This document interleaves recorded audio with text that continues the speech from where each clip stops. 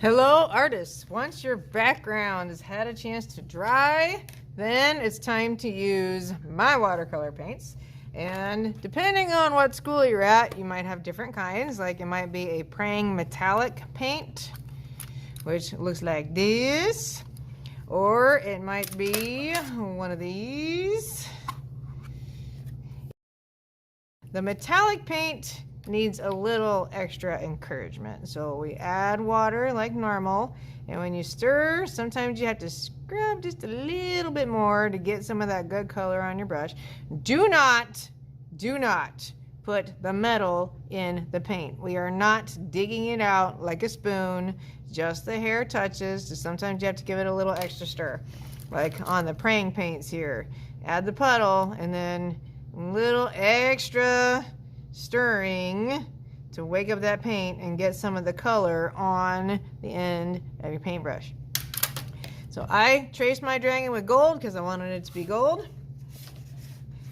You do want to make sure the color is going to, your oil pastels are going to show up when you put the paint on top. So you might want to check it first before you start painting. And I can show you some tricks. For example, like on the leg here. Starting out with a gold, I'm thinning it down a little bit because it was kind of strong. If you want it to look 3D, you pick a color that is beside what you started with, but darker. So it's beside it in your paint tray. Get that wet, and I can add a little bit of shadow on just one side of my leg. That makes it look more 3D. And like before, if you have puddles that you don't want, dry your brush, pinch your brush, and it'll make the puddles disappear.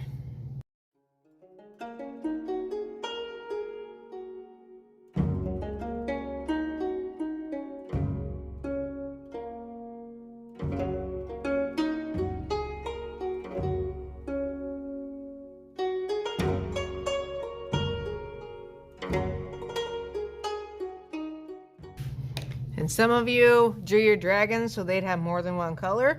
As long as you're using colors that are right beside each other in your tray, it'll work out. Because it could be you start with the gold, and then you move to the darker gold, and then you move to the red. And anytime you're adding shadows, you pick the color that's beside it, but a little darker. And then we can put the shadows on.